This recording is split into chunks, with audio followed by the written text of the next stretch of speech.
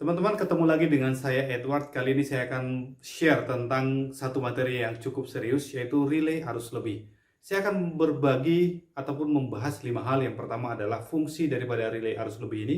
Yang kedua, prinsip kerja. Yang ketiga, contoh aplikasi relay arus lebih di feeder ataupun penyulang. Yang keempat, time delay daripada relay proteksi ini. Dan yang terakhir adalah parameter setting. Yang pertama, relay arus lebih merupakan suatu sistem proteksi, suatu peralatan proteksi yang berfungsi sebagai pengaman utama terhadap terjadinya gangguan, baik gangguan pasa ke pasa, gangguan hubung singkat pasa ke pasa, ataupun pasa ke grounding. Yang kedua, terkait dengan prinsip kerja, dapat dideskripsikan melalui gambar yang sudah saya buat. Ini busbarnya, katakan di 20 kV, kemudian di sini ada CB, current transformer, relay proteksinya, relay arus lebih, kemudian tripping coil.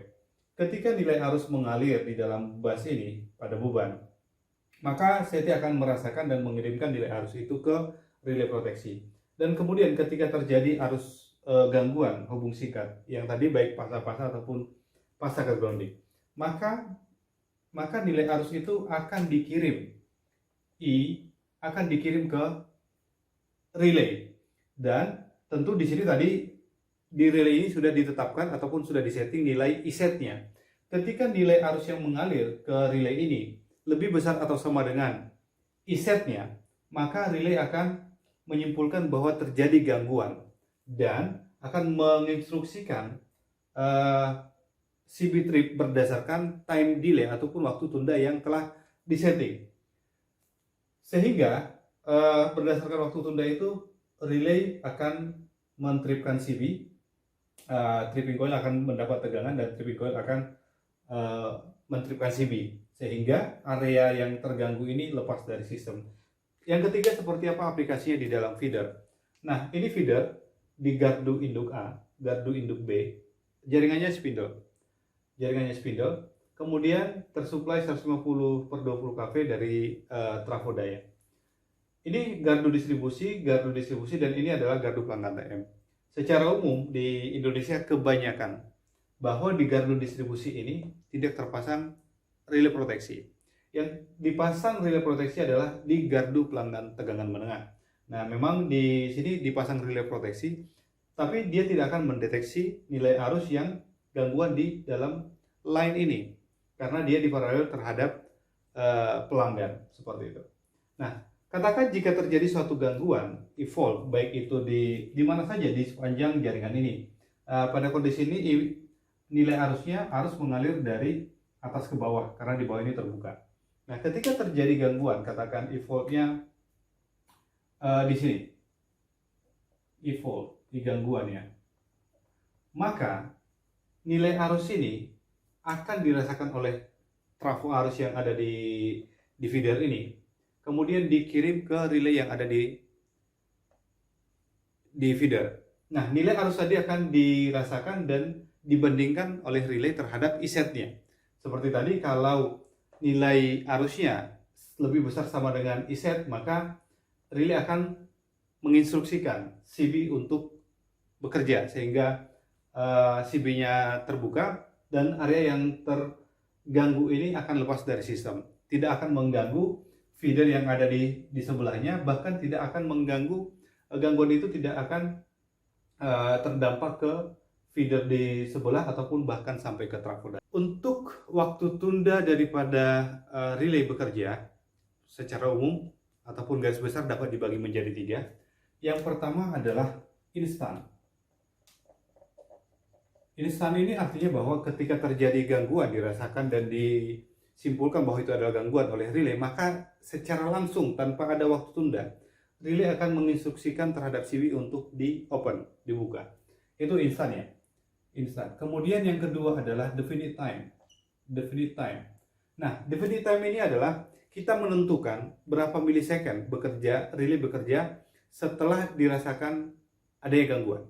Katakan kita tentukan ketika ada gangguan, maka dia akan lepas setelah 100 milisecond ataupun 200 milisecond. Seperti itu. Dan kemudian yang ketiga adalah inverse. Inverse ini adalah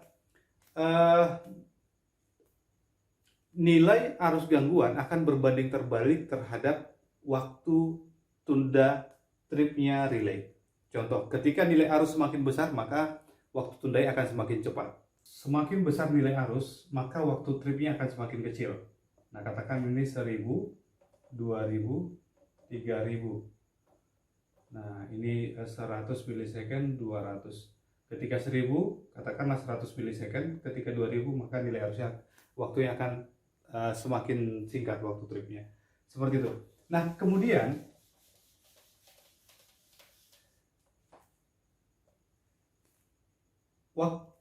prinsip inverse ini dibagi menjadi 4, yaitu yang pertama adalah inverse itu yang pertama adalah standard inverse, kemudian yang kedua adalah very inverse, yang ketiga adalah extremely inverse, dan kemudian yang keempat adalah long inverse, long time kalau nggak salah ini, long inverse, LI.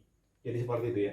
Dan kemudian kita juga harus memahami seperti apa perhitungannya ini, supaya kita bisa tahu ketika arus gangguan tertentu senilai tertentu, maka kapan dia akan trip.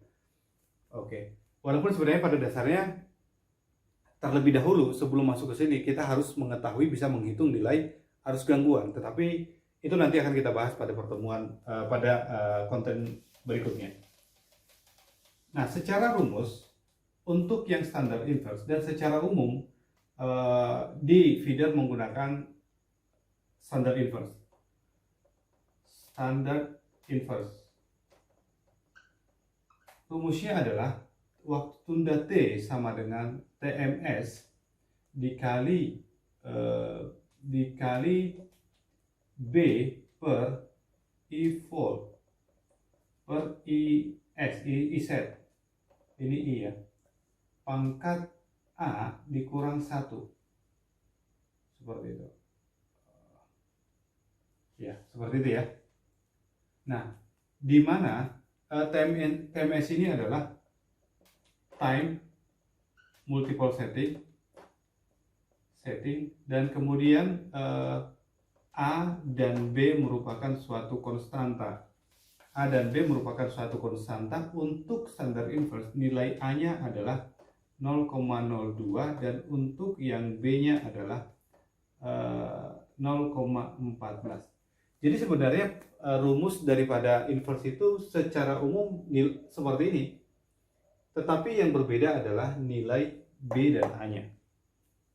Berbeda pada masing-masing, baik itu di antara standard inverse dengan very inverse dengan extremely dan juga long, seperti itu. Nah, jadi seperti itu terkait dengan waktu tunda daripada relay arus lebih ini. Berikutnya yang kelima adalah terkait dengan parameter setting. Nah, untuk parameter setting, maka kita harus mengetahui terlebih dahulu yang pertama adalah dengan rasio CT-nya. Rasio CT dan juga I nominalnya. I nominal ini adalah kalau di feeder ya nilai arus maksimum yang mengalir di feeder tersebut. Nah, rasio CT biasanya di feeder menggunakan 400/5 dan I nominalnya di feeder itu sekaligus dijadikan sebagai I set-nya untuk feeder ya, 360 ampere. Nah, seperti itu. Untuk low set, jadi overcurrent itu dibagi ataupun di set menjadi dua bagian, yaitu yang low set. Yang low set dengan simbol I lebih besar seperti ini. Dan I setnya adalah yang low seperti yang tadi 360 ampere. Ada dua parameter yang akan kita isi. Yang kemudian yang kedua adalah terkait dengan TMS-nya. TMS biasanya 0,1 dan TMS ini kalau TMS-nya semakin kecil maka nilai waktu tripnya akan semakin cepat. Kalau kita buat 0,2 misalnya TMS-nya, maka waktu tundanya, waktu tripnya akan semakin tinggi, semakin lama seperti itu. Jadi kalau kita mau lebih sensitif, kita perkecil, katakan 0,08. Nah, itu terkait dengan low set. Kemudian yang kedua adalah terkait dengan high set. I lebih besarnya 2 kali. Maka high setnya I, biasanya kalau di feeder ini adalah 2000 ampere dengan waktu tundanya adalah instan atau 0 milisecond seperti itu. Nah, seperti apa parameter setting di pelanggan? Parameter setting di pelanggan, yang pertama tadi contoh daya langganan ya 1000 kVA. Nah, 1000 kVA ini kurang lebih 28,9 atau katakan I nominalnya adalah 29 ampere ya. 29 ampere. Kemudian terkait dengan CT-nya, kalau dia menggunakan CT balok, maka sebaiknya di atas rasio ini, di atas I nominal ini, tapi yang terdekat, katakanlah 30/5. Tetapi semisal dia menggunakan kubikalnya yang fully insulated, sehingga CT-nya adalah CT ring, yang terkecil adalah 50/5. Katakan ini adalah CT-nya 50/5. Seperti itu. Nah, untuk yang pelanggan, selain overcurrent juga diset relay beban lebihnya. Jadi beban lebih ataupun thermal itu diset, sehingga nanti terkoordinasi antara beban lebih dengan relay arus lebihnya ataupun overcurrentnya. Karena di pelanggan TM sudah ada relay thermal yang mengatur ataupun membatasi nilai arus ketika lebih besar dari 29 ampere, lebih tepatnya sih lebih besar dari 105% dari 29 ini. Tapi detailnya nanti kita bahas tentang relay thermal. Untuk yang low setnya, yang pertama untuk yang low setnya, ini adalah I set sama dengan 1,8 dikali I nominalnya. Itu yang menjadi setnya. Tetapi secara umum, nilai yang kita masukkan ke dalam relay tidak satuan ampere, tetapi per unit system. Untuk mengubahnya adalah nilai I nominal ini, I setnya adalah I nominal per I primer daripada CT. Itu dia. Dikalikan dengan 1,8. Seperti itu. Jadi untuk supaya lebih mudah, katakan semisal nih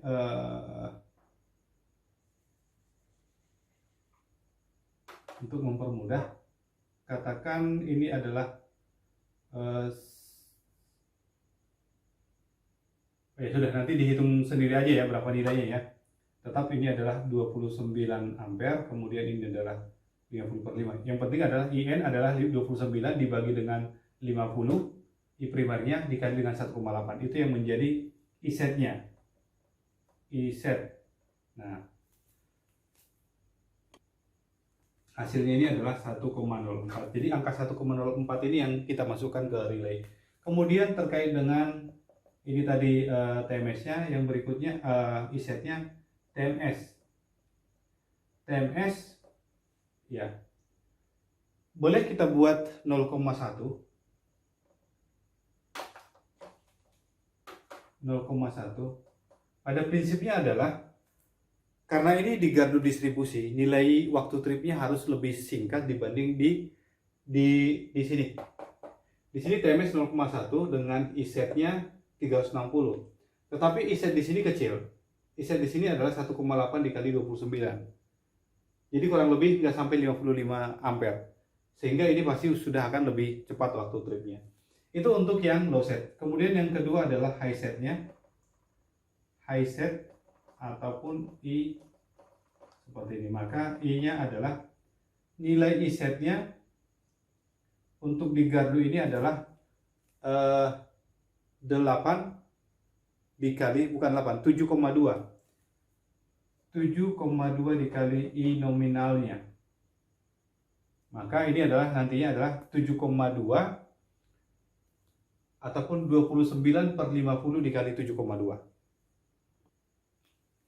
maka IZ-nya adalah 4,16 per unit sistem ya. Kalau dikonversi ke nilai arus sekitar 207 ampere, 200 sekian ampere. Nah, itu terkait dengan IZ-nya. Yang kemudian terkait dengan waktunya, ini instan. Ya. Sebenarnya sih kalau supaya terkoordinasi, di sini instan, yang high set di feeder instan, di sini juga instan. Jujur itu nggak benar. Seharusnya adalah ini dikasih waktu tunda, sehingga ketika terjadi nilai arus yang besar yang mencapai 2000 ampere, ini bekerja instan, ini bekerja dulu di pelanggan TM-nya, sehingga ketika terjadi arus gangguan yang lebih besar atau sama dengan di feeder, maka ini bekerja, namun ini belum bekerja, sehingga yang padam hanya di pelanggan TM yang tadi yang di sini ya, yang ada feeder, ada pelanggan TM. Jadi yang padam hanya pelanggan TM-nya saja, tidak mengganggu feedernya.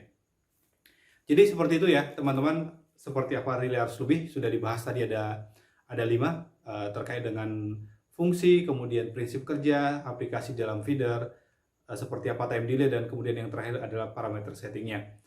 Mudah-mudahan video ini bermanfaat untuk Anda, dan ketika ini bermanfaat, dan saya yakin ini sangat bermanfaat, maka share video ini sehingga manfaat itu juga bisa sampai ke teman-teman yang lain.